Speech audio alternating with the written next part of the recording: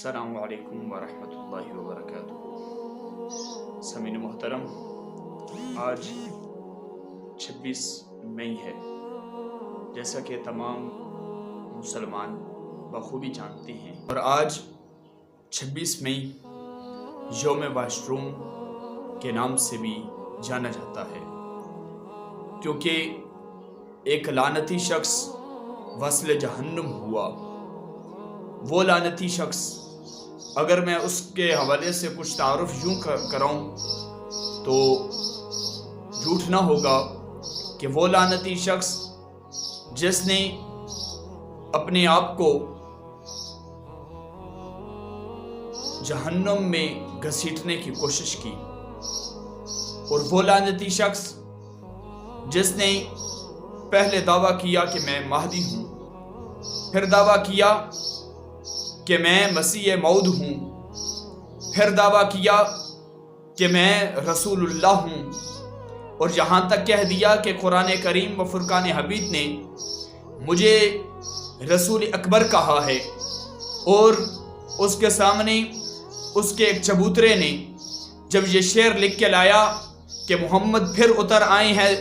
ہم میں پہلے سے بڑھ کے شان میں، تو وہ بڑا خوش ہوا اور اسے انعاموں سے نوازا۔ یہ سارے معاملات وہ اس وجہ سے کر رہا تھا کہ پھر اس نے جہاد کے خلاف فتویٰ دیا اور کہنے لگا کہ مسلمانوں اب چھوڑ دو جہاد کا حوالہ، اور چھوڑ دو جہاد کی باتیں، اور چھوڑ دو جہاد، کیونکہ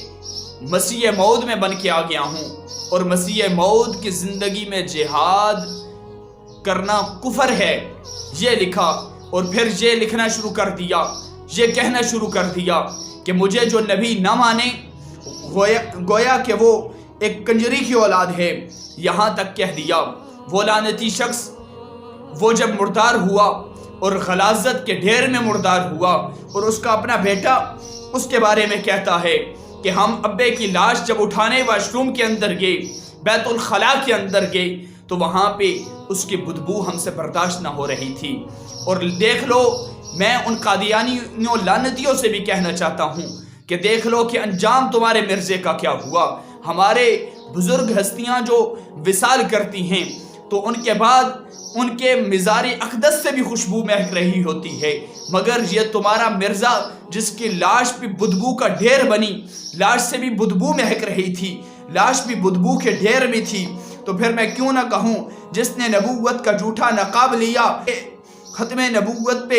کھلا ارتکاب لیا، اللہ کی لعنت، فرشتوں کا غضب، باطل نے خود پر عذاب لیا۔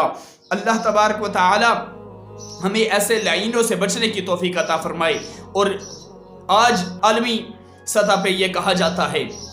آج سوشل میڈیا پہ ایک پروپیگنڈا کیا جاتا ہے مسلمانوں کے خلاف، اور کہا جاتا ہے کہ مسلمان جذباتی ہو جاتے ہیں۔ مسلمان جذباتی کیوں نہ ہوں؟ اس لعنتی نے صرف مسلمانوں کے شعار کو استعمال کرنے کی صرف کوشش نہیں کی، بلکہ حضرت سیدنا صدیق اکبر رضی اللہ تعالیٰ عنہ کے حوالے سے کہا کہ وہ معاذ اللہ میرے جوتے پالش کرتے ہیں، وہ میرے خادم ہیں۔ معاذ اللہ حضرت سیدہ طیبہ طاہرہ عابدہ زاہدہ حضرت خاتون جنت کے بارے میں کہا کہ وہ میرے سامنے باراہنہ عورت کی طرح ہیں۔ حضرت سیدہ کائنات کا وہ مقام ہے۔ یاد رکھو، آج جب سیدہ کائنات کی عصمت کی بات آتی ہے تو ہم مسلمان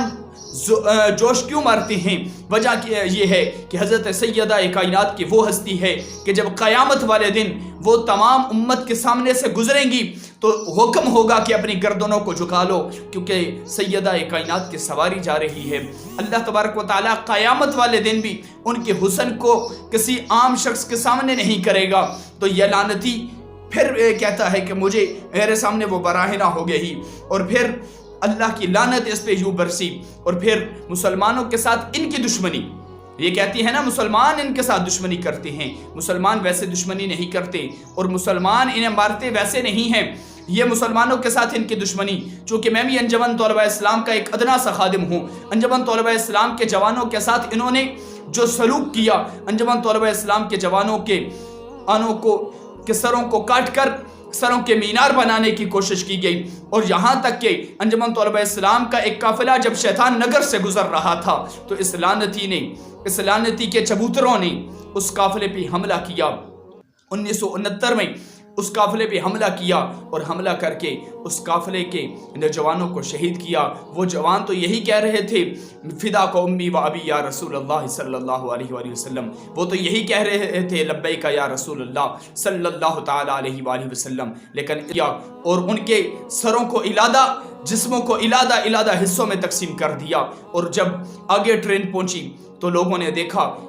कि ये मुसलमानों के साथ किस कदर दुश्मनी करते हैं। अल्लाह तबारक व तआला हमें हदायत की राह पे चलने की तौफीक अता फरमाए और ऐसे दरिंदों से बचने की तौफीक अता फरमाए, ऐसे दरिंदों के खिलाफ आवाज़ उठाने की तौफीक अता फरमाए। व आखिर दावायान अल्हम्दुलिल्लाह।